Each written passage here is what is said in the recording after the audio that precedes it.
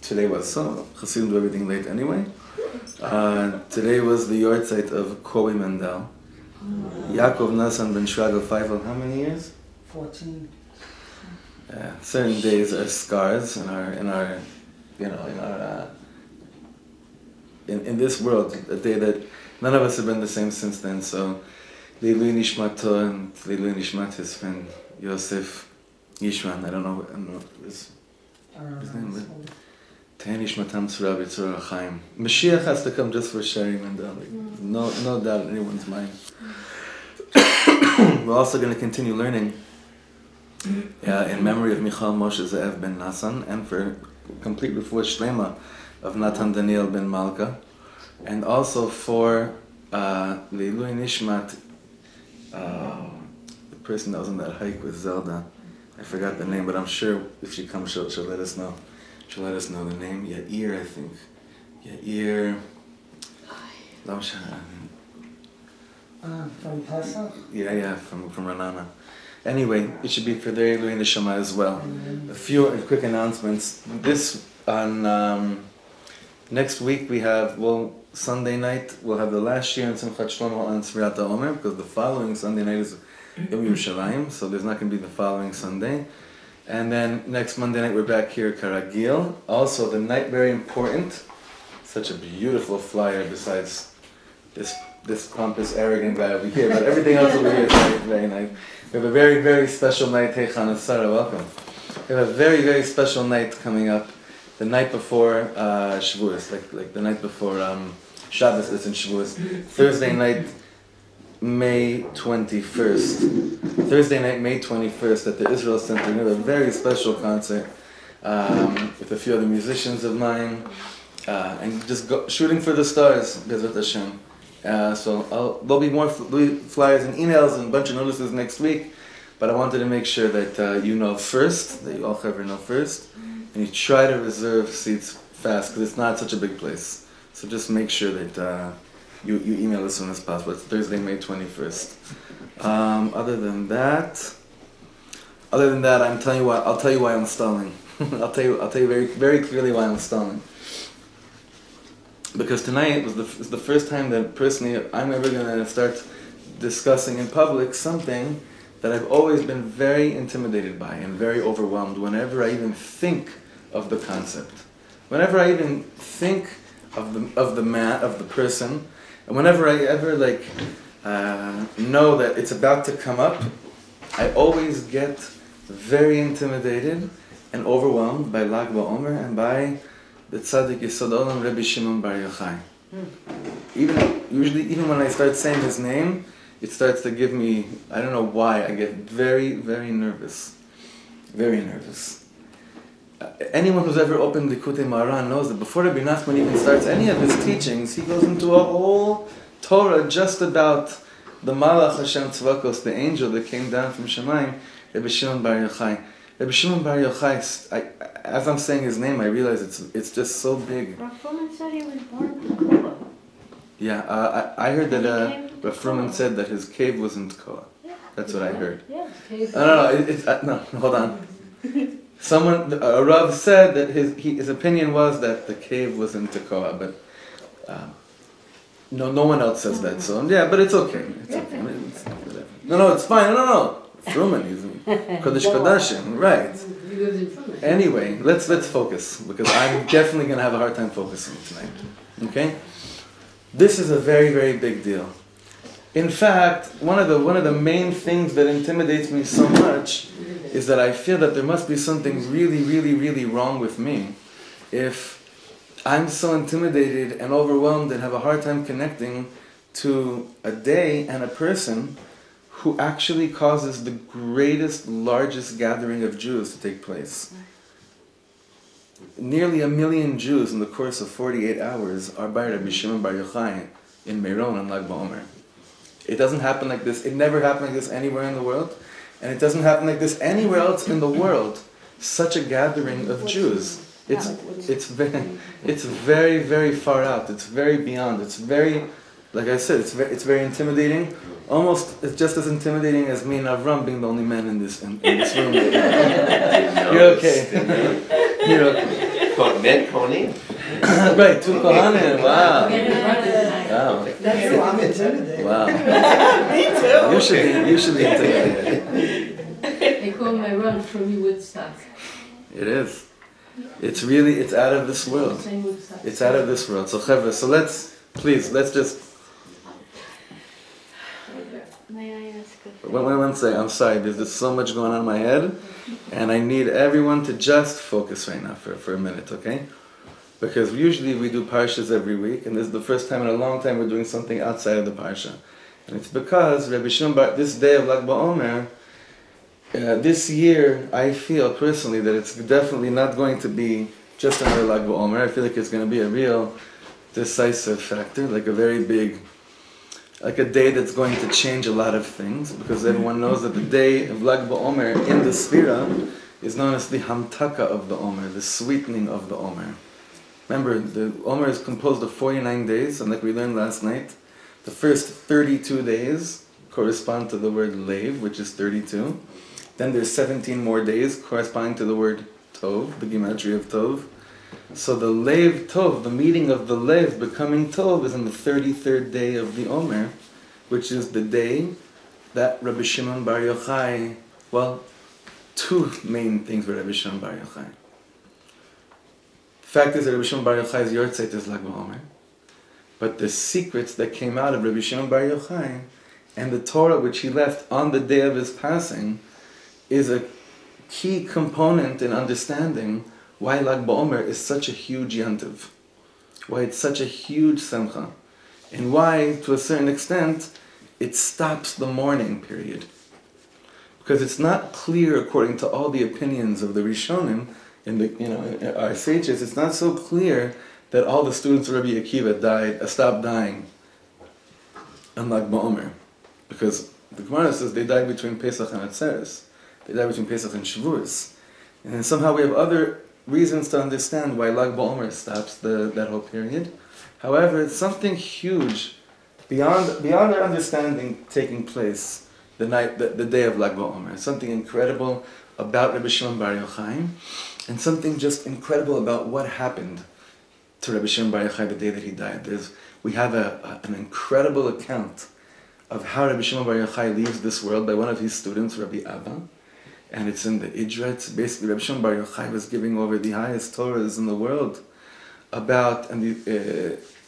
it shows up in the Zohar in Parshat Naso, and all it was speaking about was the greatness of how you and I can do anything in this world by being such finite beings in such an infinite reality. And he stopped in the middle of saying a very, very important pasuk after hours and hours and hours of speaking. And he ends up lying on his right side, dying with a smile. And he died with a smile on his face. The account is much more detailed than what I just described right now.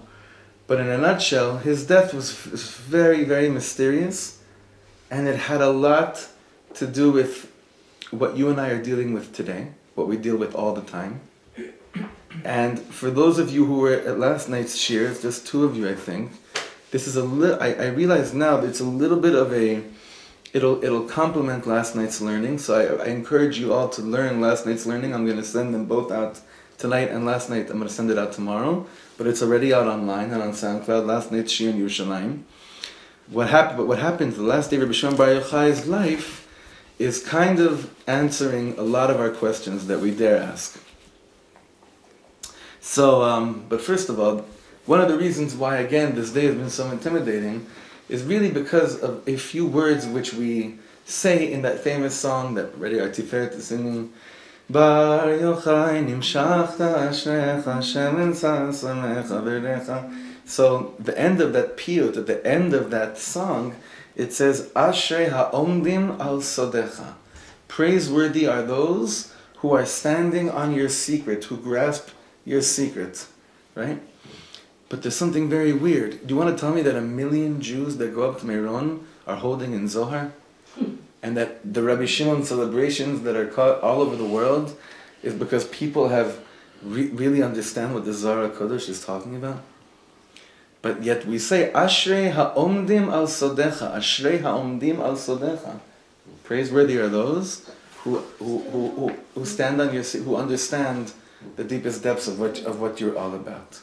What we're going to be doing tonight is to try to understand what a secret is and what was Rabbi Shimon's secret all about, so that we could feel less intimidated and overwhelmed, unless it's just me that goes through this, or mothers that are about to have their boys' hair chopped off, and that they're probably more intimidated and overwhelmed than whatever I say, all the chalakas that are happening. Just trying to get there and back is intimidating. Or just trying to get there is a whole intimidating thing. Yeah. True. But tonight we're going to be diving into this concept of what is this secret of what exactly really happened in the deepest depths in Lag BaOmer, and what in the world does it have to do with me? So, this is a very beautiful little tiny piece. Yes? My brother passed away the day before Lag BaOmer, 2 years ago. Right, I remember. Oh, so the Yahrzeit yesterday, tomorrow. What's his name? Peter Yaakov ben Chaim. I remember. And he was also a huge neshama. Peter Yaakov ben Chaim Barrow. It's neshama should have it.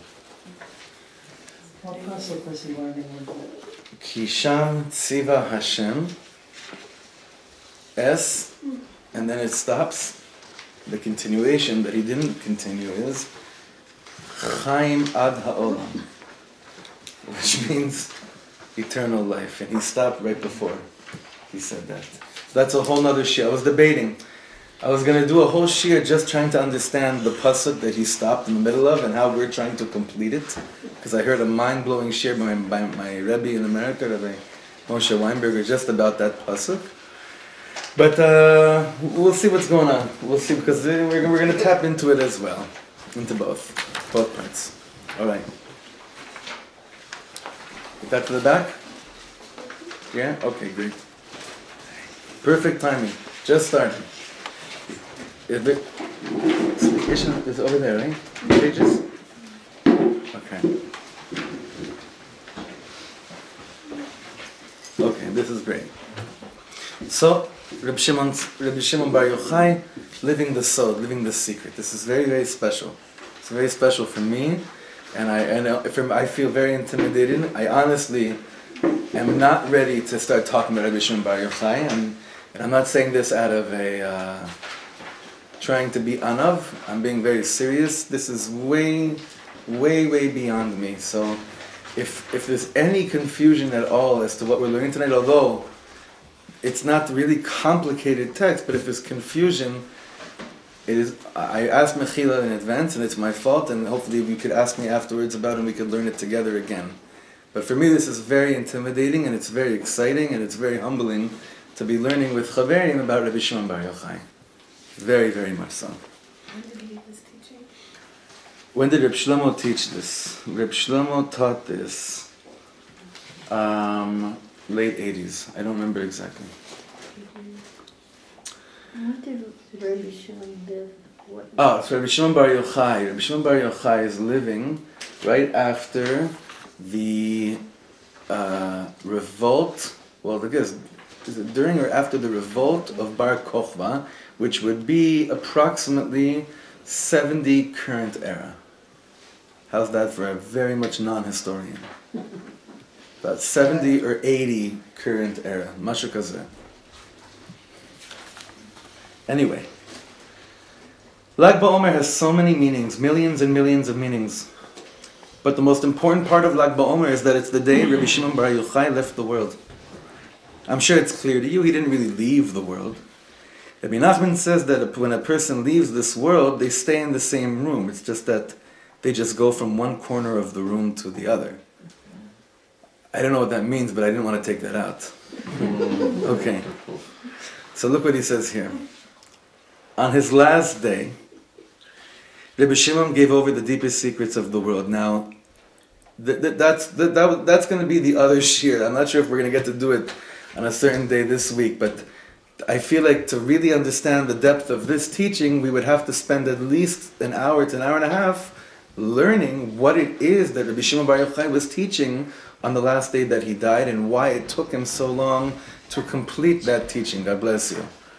Let's continue. Now look what he says here. When Yeshua had his famous battle, it says, Shemesh begivon dom. It's a famous, famous story, which means what? The sun just didn't set.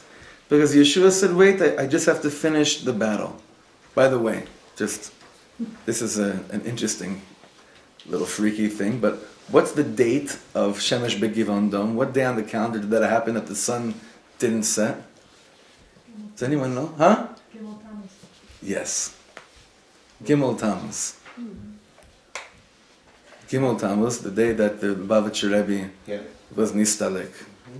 Was, oh my gosh. yes, exactly. What? just makes things even nuttier in this world. It was the day the Lubavitcher Rebbe's Yortzeit is the same day as that when the sun didn't Gimel Tammuz. This is not like a Lubavitch conspiracy. This actually the Rishonim speak about it. It's not a. I think Radak says it. I think one of the Rishonim they say it right there. I forget, but it was Gimel Tammuz. Anyway, on the day when Rabbi Shimon Bar Yochai left the world, the sun didn't set either. The same thing happens the day of Lag BaOmer. Same exact thing. Because Rabbi Shimon hadn't finished giving over all the secrets yet. Now, Rabbi Shimon's days were all very long, like what we refer to as, we say arichut yamim. When we tell someone arichut, you ever see people that are in their 70s and you say, oh, you should have arichut yamim, and they're like, please, no, it's okay, like, I had a good life, I don't, if Hashem gives me a few in their 80s, Hashem, a few more years and we're fine. Like you ever see bubbies like they're in their upper 90s and say, you should have arichut yamim till and they stop you like whatever Hashem gives me is is fine. But what we mean by arichut yamim, by long days, is that the days themselves should be very long. That the days themselves should be very long. That, like, look at today. Was your day today long? I'm not just saying not because you're still awake. Not because you're still not because your eyes are still open. That's what we're going to be talking about tonight, and it connects to what we were talking about last night. When we count our days in Sfirat Omer, we get a taste of the preciousness of every minute of every single day. If the day feels long, it's usually, for me, it's long when I don't have any much to do, and I'm like low around very good, pneumonia. very good. Then it feels endless. If I'm doing stuff, the day flies. That doesn't mean that the day. I didn't ask you what It you. feels. Right. There's a difference between what it feels and what it actually is. Very good. Now look back inside. Rabbi Shimon's days were all very long, but his last day was the longest one. By so many of us, our days are short. By some of us, they end before they even begin. Right? You wake up in the morning, you've already dictated to yourself exactly what your day is going to be like, and you don't leave room for anything to happen in your day. Do you know why? How are days so short? When are days not long? So here Rebbe Shlomo says like this: because our days are void of secrets. They are void of depth, meaning secrets bring to arichut yamim. Secrets cause your days to be long. Secrets cause your days to be long, and in a minute, we will go outside the text and go to a different teaching to try to understand what are secrets. What are we talking about when we say secrets? Because the whole book of Zohar is secrets. Everything, Zohar is the letters Raz Hashem, the secret of Hashem. The whole thing about the Zohar is one big secret. When the day is full of secrets, the day is long and beautiful. Okay, so Rebbe Shlomo is about to tell us a very, very... Actually, we'll do one more paragraph, and then we're going to stop. In honor of Rabbi Shimon bar Yochai, I want to share this story with you. Everyone knows that the concept of time is so deep. Sometimes time is meaningless, and sometimes time is so meaningful. A minute wasted is meaningless, and yet a minute spent with someone you love, or by doing something you love, is a long minute filled with meaning, which really can last a lifetime. So I want to jump now to somewhere else and then bring us back into the following story that Rebbe Shlomo is going to tell. And this is a teaching based on what Rav Weinberger had shared on Lag BaOmer about 6 or 7 years ago in New York, where he was talking about this concept of what does it mean to have a secret. Well, first of all, remember the teaching that we once learned. The night of the Sfira that this Torah was given over was Tiferet Sheba Gvura. It was a few weeks ago. Or it was Gvura Sheba Tiferet, strength amongst beauty. And Reb Shlomo taught in Rabbi Nachman is that when a person is privileged to do a very holy act and to do an incredible mitzvah and to experience something very, very holy and just majestic, magical from the Ribbono Shel Olam, and he doesn't share it with anybody, and no one knows about it, they keep it as a secret between them and HaKadosh Baruch Hu, that causes a person to be utmost beautiful in this world. Do you remember learning this? Mm-hmm. Was it with Yosef? Was it with Yosef? Which part of his life, do you remember? Because I don't remember it being attributed to anyone specific, but it would make sense that it's Yosef because he was known for his beauty, for his physical beauty. Sorry? I think we learned it around then. Could be, could very well be. Anyway, so Reb Shlomo had said there is that, you know what the hardest thing in the world to do is? To not tell someone. It's one of the hardest things in the world to do, is that you somehow, like when you do something bad, you're not chalashing, calling your friends, by the way, you're not going to believe what I just did, right? But when you do something so beautiful, it's like you can't wait to tell every single person, yeah, you want to say you're still holy, you'll hint like 25 different hints as to this beautiful thing you did without actually saying that it was you that did it, till you see that the person is not following you and they don't realize you're talking about yourself, and then you're like, it's like you break, you're like, okay, I'm talking about me, right? And you just pours out, and it's holding back from sharing a beautiful privilege which you had and not telling it to someone else. Rabbi Shlomo says in the name of Rabbi Nachman, makes a person literally have tiferet, have such beauty, because they were privileged to chesed, but they knew how to put gevura onto it, which means they have tiferet, right?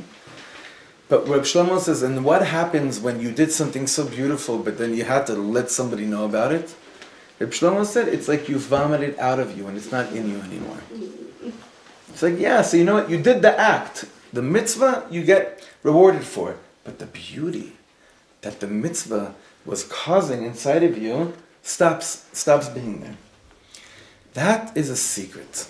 That's one level of a secret. That the secrets make us so beautiful. One time, I'm sure this happens to you, that you meet different people from different religions, and sometimes they go on and on and on about their swami, about their sheikh, about whoever it is. And even some people do this about their own rabbis, their leaders.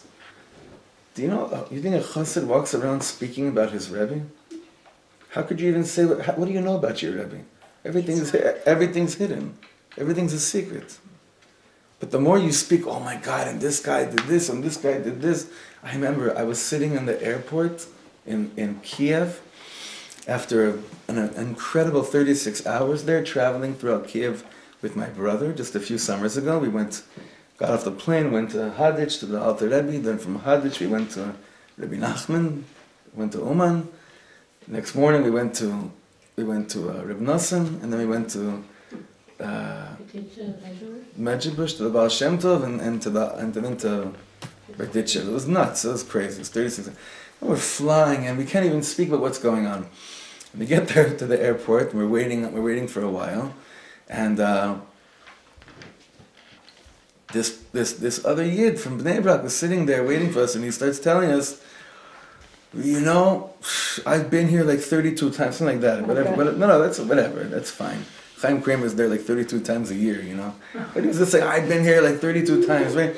And then he says, and I'm telling you, this is after I spent 32 years by the Rabbi Milubavitch, but I'm telling you, this is the place, because my Rebbe does this, the Rabbi Nachman does, he starts comparing as if we have any idea what the tzaddikim do, right? We have no idea what the tzaddikim do. Why are tzaddikim that we speak of so glamorous, so glorious? Because we know that whatever we know about them is nothing close to what was really going on in their life. Nothing. It's because they were walking secrets. Everything about them was a secret. However, forget about the tzaddikim that are gone already. On this block, there's like two people that they look more and more beautiful to me whenever I see them. And I know it's because they would never speak about what they're up to in life, what they've done. And it's so beautiful to see living examples of this. You have them in your life. It's like certain people that just become more and more beautiful. Well, where does that beauty come from? It comes from they know how to hold on to a secret, a schus which took place in their life, which they didn't feel the urge to go and tell somebody about it. So Rabbi Shlomo says this is the meaning of the pasuk Oz v'tiferet b'mikdasho. We say it Friday night. That when you have a lot of strength, Oz, to put onto your tiferet, on the beautiful things that you did, it takes a lot of strength to not tell everyone about your tiferet. Where does that end up in? B'mikdasho. That's how you build the Beis HaMikdash. Oz v'tiferet. You know how to have beautiful things happen to you, but you know how to put Oz on it, like strength. You have enough strength to not let the whole world know what you just did. You build the Beis HaMikdash like that. I thought that was a very beautiful thing. Now, the concept of a secret, we know in our context is like this. If I tell you a certain something and you hold it back, and you're not telling anybody now, maybe later, but right now you're not. So are you holding on to a secret? No, because you'll probably say it later, like you'll spill the beans later. That's not trustworthy. You're trustworthy. You don't. Even if you're trustworthy, But it's something that can be told. Is that a secret that we're talking about? No. This is the point. A real secret is that which cannot be told. It's not a secret that you're choosing not to tell. A sod be'etzem, a secret, but like the etzem of a secret is something that you cannot tell somebody else. It's impossible for you to tell somebody else. What's an example of a secret that you can't, you're literally not able to share with someone? Not because you're so strong and not because of any other reason, but because of its reality. You just can't tell anybody. When we learned the Shlomo last time, what immediately comes to mind is when a woman gets pregnant in the first 3 months and she doesn't tell, but mamash, she's glowing. She's glowing, and the husband knows the secret, like Gazelle. And I always found that the most special is because it's mamash just her and Hashem. And she could, but she can't. So that's still connected to like maybe the first explanation we gave of what a beautiful thing happened to you. You're not telling anybody, and you're glowing from this secret. Yeah. But that's a secret that could be told one day. I'm talking about a secret that can't be. What about that can't be told? What aspect of what you just said right now cannot ever be told? Not because it's asur, it's just impossible. The love? The feeling. The feeling. The thankfulness. The excitement. Whatever you say about that is a secret. You can't. You could try. It won't come close. That's called a sod be'etzem. Like a secret of the etzem. The actual thing about you is a secret. You can't share what it is because it's impossible. It's just impossible.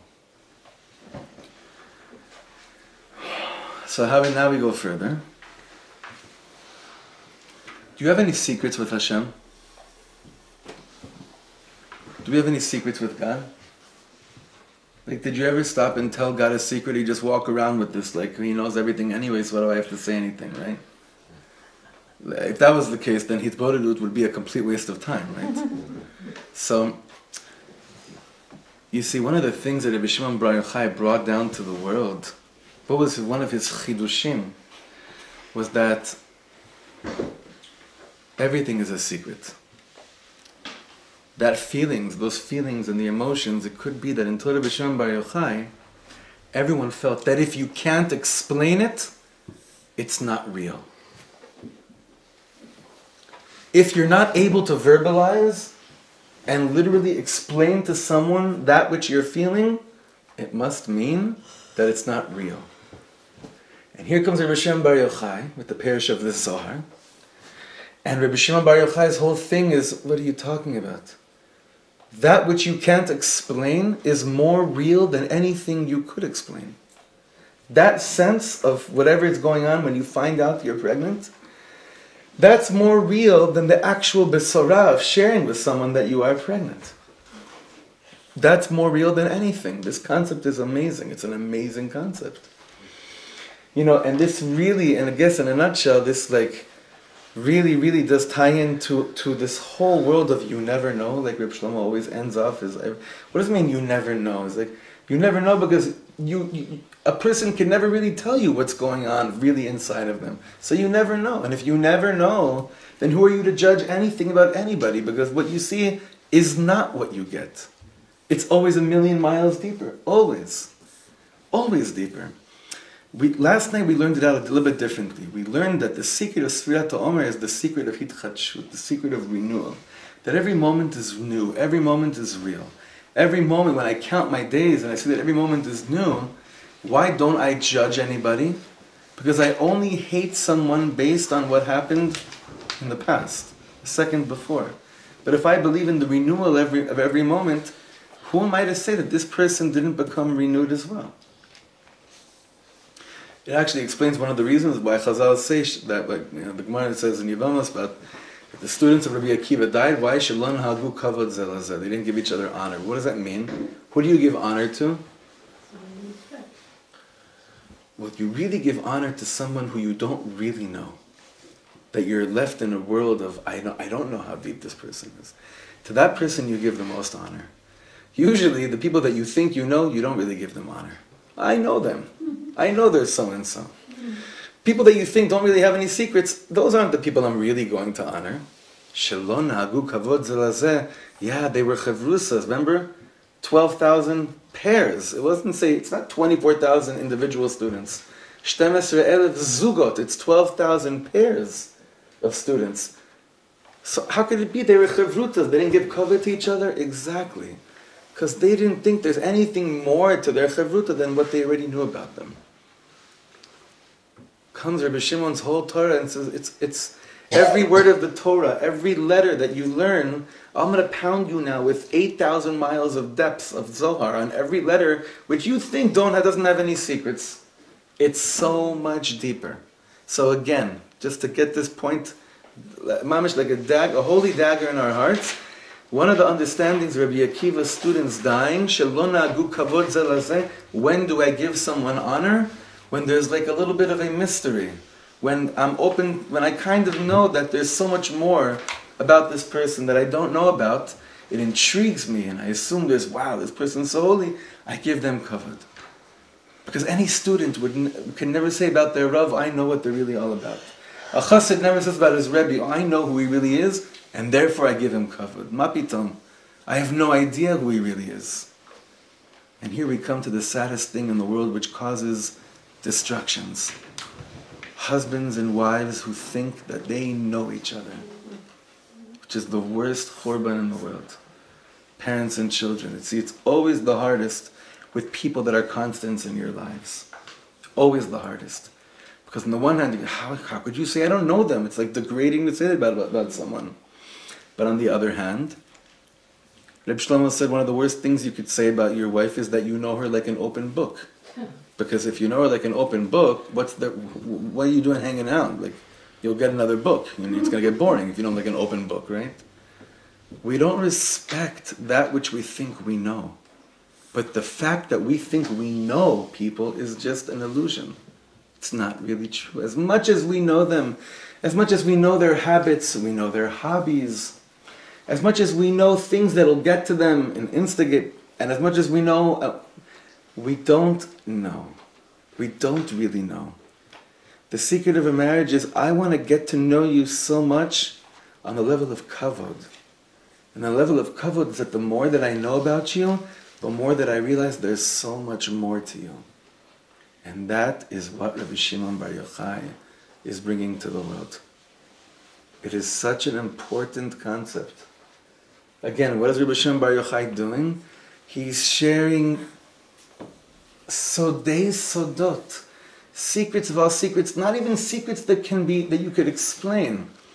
And that's why, like, people say, Ashrei, we're so connected to Rabbi Shimon bar Yochai, so can you please tell me 3 words of Zohar? I don't know anything, but I know that it exists. I don't know how holy that tzaddik is, so why are you dancing over here? Because I know that it's so much deeper than whatever I think I know. And that, so to speak, distance between my knowledge and what's really taking place enables me to give kavod. And which we say, kavodo malei olam. Ribono Shlomo's kavod fills the whole world. Right? And then we say, but his servants, what are they busy asking all day long? I am a kavodo. You see, it's so beautiful. I start off the statements proclaiming, you're everywhere. But what can't I stop doing all day long? Wondering, where are you? If Nachman says that's the secret of Shalom Bayis. Kvodo malei olam, I love you and honor you. I am a kvodo, but please tell me how I can honor you for real. So that's the secret of Shalom Bayis. It's also the secret of any chaverut, of any relationship. But it's really the secret of Yiddishkeit, of us understanding that even the fact that we don't really know the Ribono Shlomo, that he's hidden and he's here, that's part of establishing kavod in this world. Well, look at it. Rosh Hashanah starts Bakesa Liyom Chagenu. The first day of the year is when the moon is completely concealed. It's like the weirdest thing. Completely concealed. Because you want to start off the year saying, I know everything, it's all clear to me? I start off my year with such concealment. And yet that concealment brings me such yira before Melech Malchei Amlachim. I start off the year with such kavod like that. Now, we just spoke all about how we relate to others, that God is greater than whatever we think He is, that our spouse is greater than whatever we think He is, that our chavrusa is deeper and knows more than whatever we think they know, and that our children. But obviously, where are we heading with all this? You think you know yourself. That's like... It'll always come back to this, guys. These Torahs will always come back to always bringing it back. It's beautiful. Malam Etzchos, the whole road is great. But the fact is that we still haven't stopped putting all these limitations on how far I can reach, how deep I am, how much kavod I deserve in a holy way. That we haven't figured out yet, how to really, really understand. Like sometimes people say, "Oh, I can't go to that place because they daven so long," and I'm not like that. Or, no, those people, they're really happy. I can't hang out with them. Like I'm not really happy, right? And so everyone thinks like those people were born really happy, and this is what they do. These people that daven for hours in such vehicles, that's just what they were spoon-fed. Even though that whole shul is probably filled with balei tshuvas who, worked so hard on their neshamas to believe that they're made out of something more. We confine ourselves, we limit ourselves with the concept of time all the time. Our days are still limiting us. Our days are not filled with secrets, because our days, we think 24 hours, gamarnu, it's done. Tomorrow morning, another day. I do this in the morning, this in the afternoon, this in the evening, and my days keep on going. I don't leave any room for secrets or surprises. Now look what he's going to do over here. So here's the story.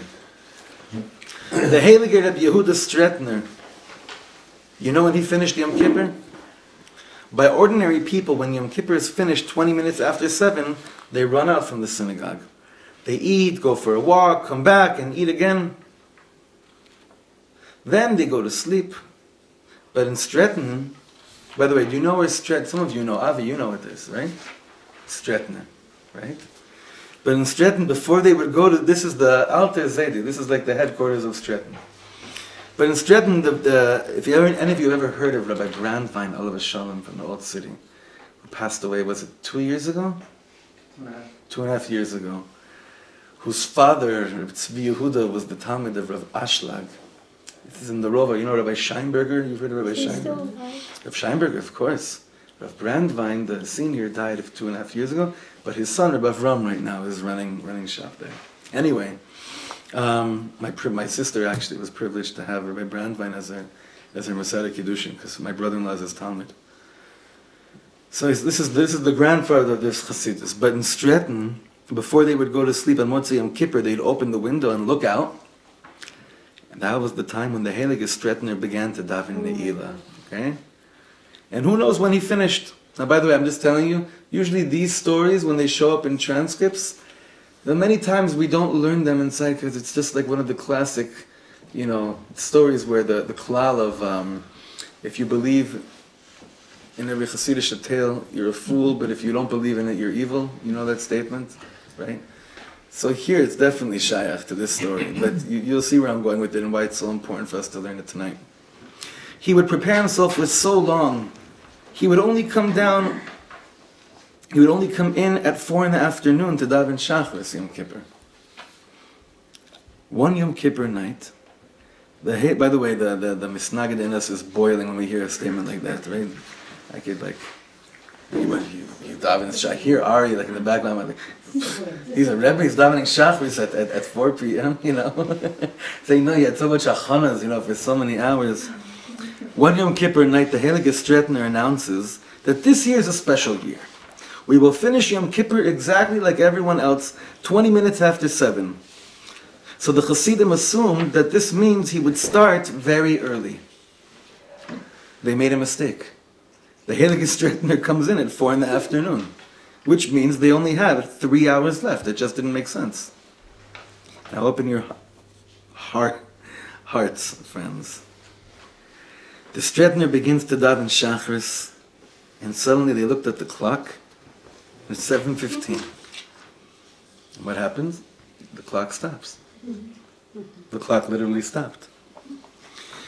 He davened Shachris for who knows how many centuries. Then he davened Musaf, Mincha. By Ne'ilah, the Hasidim could have sworn it was 500 years long.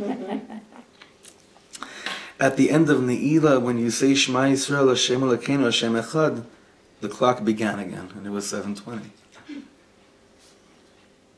The Hasidim knew it was most probably a week later by now. So they ran out to see how late it really was, but the strangest thing happened. The synagogue on the other side of the street had just finished also. It was exactly 7:20. But you know what the Stretner did? He took his whole community out of time. Okay, I'm going to say something really far out in honor of Rabbi Shlomo Yochai right now. I've tasted something like this before, and I think that many of you have as well.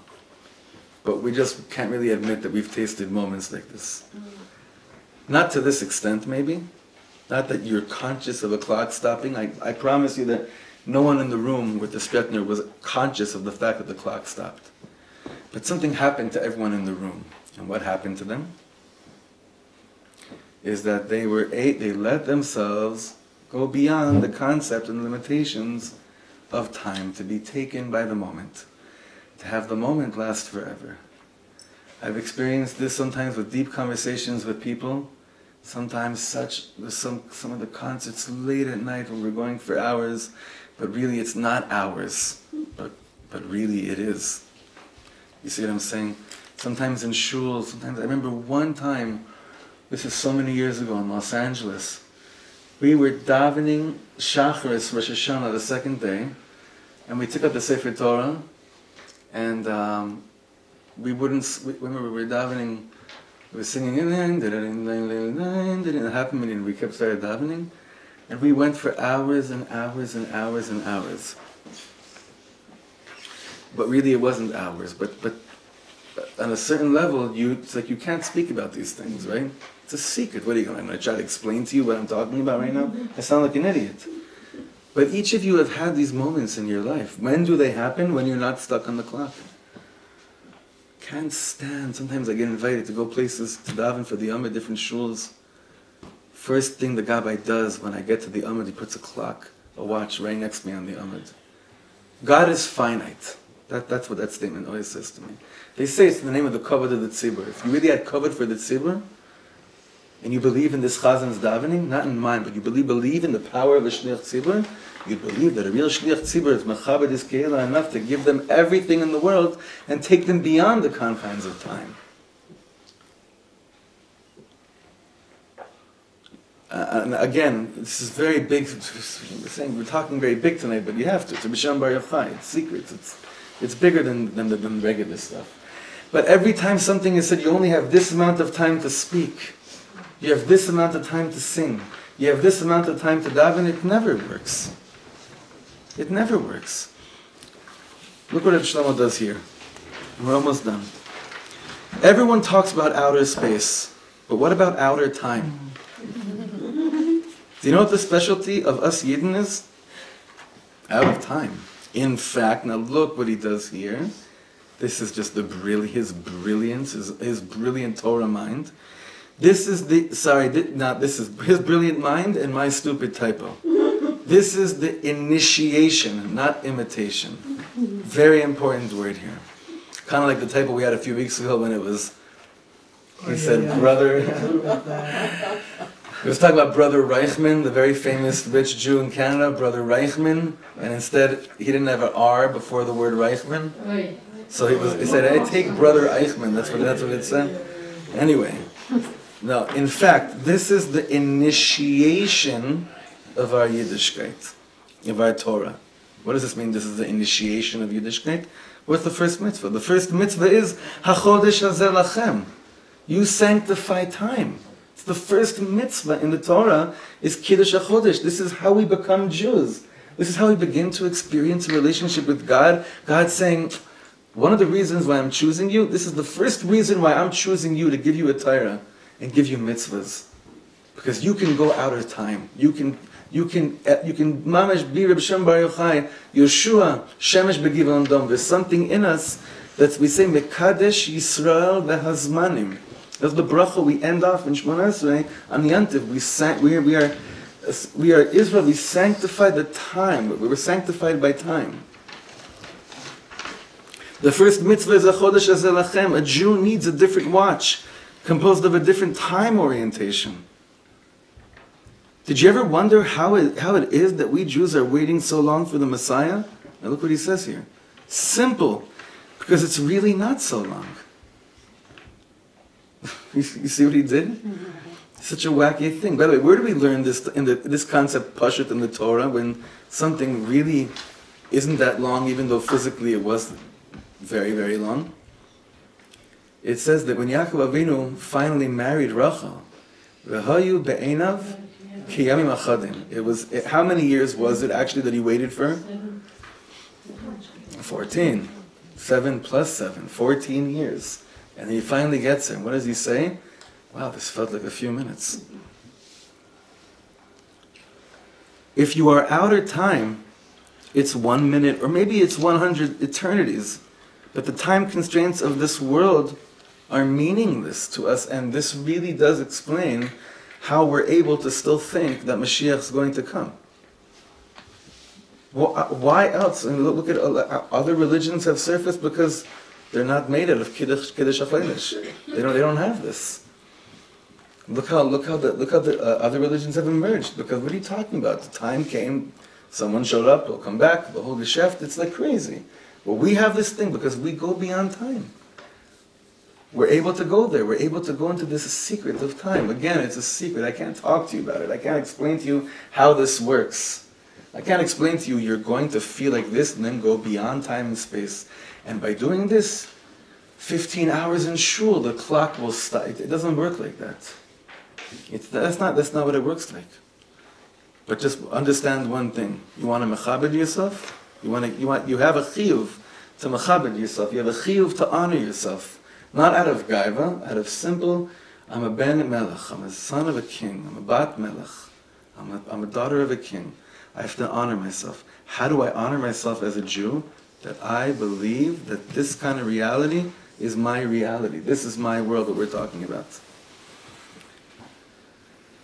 When I live my life living with these moments which come from a different time orientation, I start noticing that everything about my life is a secret. I once walked on the beach in Tel Aviv late at night, Rabbi Shlomo says. I saw a young man sitting there crying on the beach. I walked up to him and said, "Why are you crying, my friend?" He says to me, "You know something? I have everything. I have pleasure, I have money, I have everything. But I also have a soul and I don't know what to do with it." Like Omer is when we are all crying. We all are crying. Ribono shel Olam, I have a soul. What should I do with it? Like this, Rebbe Shlomo is saying, by the middle of the Omer, by the 33rd night of the 33rd night of the Omer, I realize I have a soul. I've been doing a lot of polishing off of my soul, and I realize after the working on my midos every single night, wow, I have a soul, I have a neshama. It's the middle of the Omer. What do I do with it? Here comes Rabbi Shimon Bar Yochai, Rebbe Shlomo says, and puts the deepest, holiest, most glorious book in the world under our nose. The Heilige Zohar HaKadosh. The book which makes the world shine, which makes us shine, which gives us so much glow, so much depth. The book which reminds me that everything is always so much deeper than you might think it is. So now, we're just going to be learning one concept from the Zohar right now, which will put everything into perspective. In the Gemara, when someone wants you to come and learn something, what's the Gemara's lashon? Ta, shma, come and hear. And in Yerushalmi, right, which I have to give covered night out to Michal Golan, he used to give me Musar on this for years. He only learned Yerushalmi at the end. He was only learning Gemara Yerushalmi. He's like, we're back home. What are we learning above, we're stuck with learning more above. He learned the Yerushalmi. He had a Chavrusa and the tractates, which were the Yerushalmi Talmud, amazing thing. And in the Zohar HaKadosh, it doesn't say Ta Shma. What does it say? Ta Chazi. Come and actually see. Don't just hear about something very deep. Come and see that we're talking about you. Don't just hear about something that once happened. Everything in the Zohar HaKodesh's learnings is Ta Chazi. Come and see for yourself. This is not a spectator sport. This is actually happening to you in your life. And come and see and realize that your life is full of secrets. And the things that mean most to you, you can't really express to anyone. And it's supposed to be like that. That's what makes you beautiful.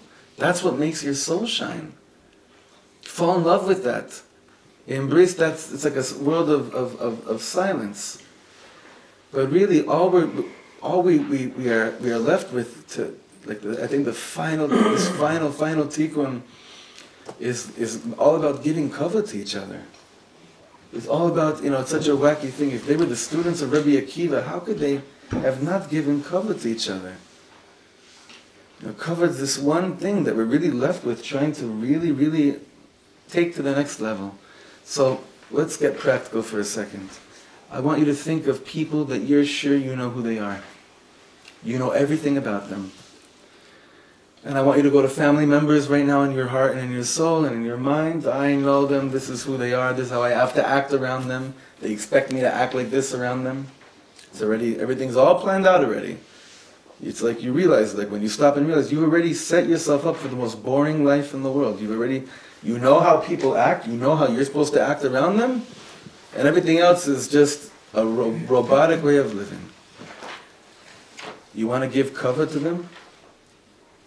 Remember, there's always so much more than whatever you see. What you see is not what you get, at all. Almost never. That's one. But two is harder. Two is so much harder. What's two? Look in the mirror tonight when you get home. Look in the mirror when you get home. Well, actually, the Chavot Bina just put up this beauty. You can do it right now before you leave. Just put this huge mirror right over here, right? Perfect, that's gewalt. We're so connected. I say I didn't know. I didn't know this about you. You're so connected before we even learn. You know what to do. You can pass by here before you leave. Look in there and realize that what's there, what you see, is nothing close to what's actually happening. You're a guy on the beach late at night crying that's finding out that you have a soul. So ask, so what am I supposed to do with this soul? Give it kavod. Honor yourself. Honor yourself. Give yourself kavod, which means realize you're a secret and there's so much more to you. Tachazi, come and see that you're more than this. Don't just hear about yourself. See it right in front of you. And this is maybe will help us understand why Rabbi Shimon bar Yochai died smiling. Because he left it, he smiles like, the Zohar opens up, B'chai chibura nafka mi bei galusa. It says that from this chibur, from the Zohar, from this book, Yidden will come out of galus. Galus is that I think that this is who I am and there's nothing more. Geula is when I'm open to the idea that I'm made of so much more than whatever I thought I was until now. So Rabbi Shimon bar Yochai has the biggest gathering of Yidden.